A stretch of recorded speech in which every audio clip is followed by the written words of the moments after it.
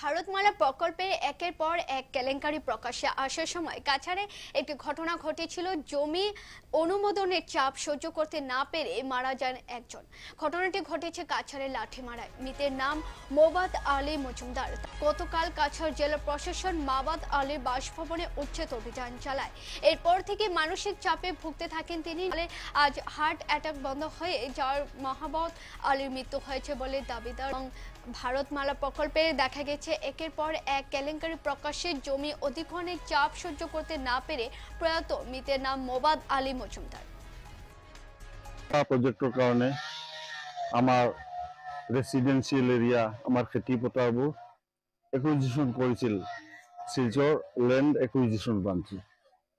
তাৰ পাছৰ পৰা আমি লাগি আছিলো যে আমাৰ উপযুক্ত কম্পেনসেশনখিনি দিয়া হোক, আমাৰ বেলেগ ৰিহেবিলিটেশ্যনৰ দৰকাৰ।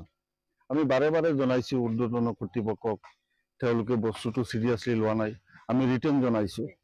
তাৰ ওপৰত অসমৰ মাননীয় মন্ত্ৰী অতুল বৰাদেৱে তেওঁ ডিচি লৈ আমাৰ শিলচৰ ডিচি লৈ এখন চিঠি দিছিল আমাৰ কম্পেনসেশনবোৰ সোনকালে দিয়াৰ কাৰণে।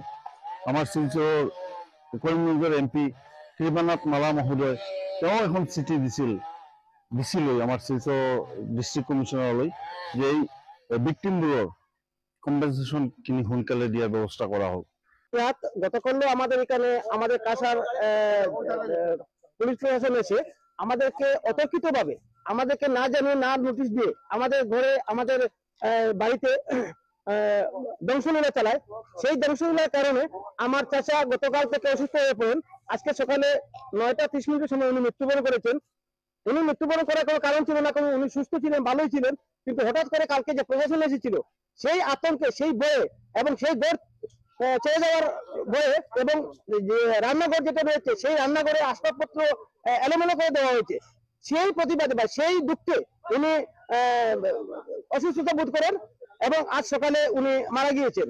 ওনার কি নাম ছিল? মোবাদ আলী মজুমদার। ওনার বয়স প্রায় 65 to 70 হইব।